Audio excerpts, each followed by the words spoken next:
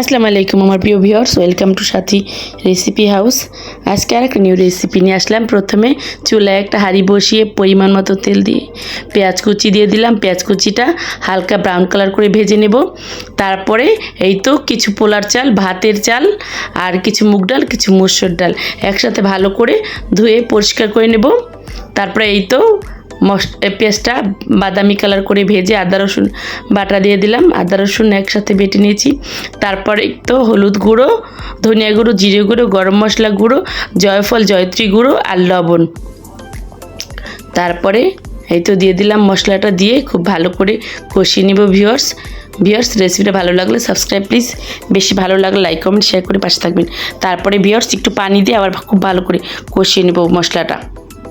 খুব ভালো করে কষানোর পরে এই তো চালটা ধুয়ে ঝরিয়ে রেখেছিলাম সেটা দিয়ে দিলাম। এই তো এখন দিয়ে খুব ভালো করে কষিয়ে নেব। এখন এই তো মিষ্টি কুমড়ো দিয়ে দিলাম। তারপরে টমেটো কাটা দিয়ে দিলাম। দিয়ে খুব ভালো করে একসাথে সবগুলো উপকরণ কষিয়ে নেব। খুব ভালো করে কষানোর পরে পরিমাণ মতো ঝোল দিয়ে দেবো ভিউয়ার্স। এই তো পরিমাণ মতো ঝোল দিয়ে দেবো। আর এটা ল্যাটকা খিচুড়ি, সেই জন্যে তো একটু ঝোল বেশি দিতে হবে। আর এই তো বুটের ডাল সেদ্ধ করে রেখেছিলাম খুব ভালো করে, তারপরে দিয়ে দিলাম সবগুলো। দিয়ে একটু গরম মশলা দেবো, দারচিনি, এলাচ, লং। তারপরে ভিউয়ার্স কাঁচামরিচ দিয়ে দিলাম আস্ত। এই তো ভিউয়ার্স আর একটু কেওড়া জল দিয়ে দেবো পরিমাণ মতো।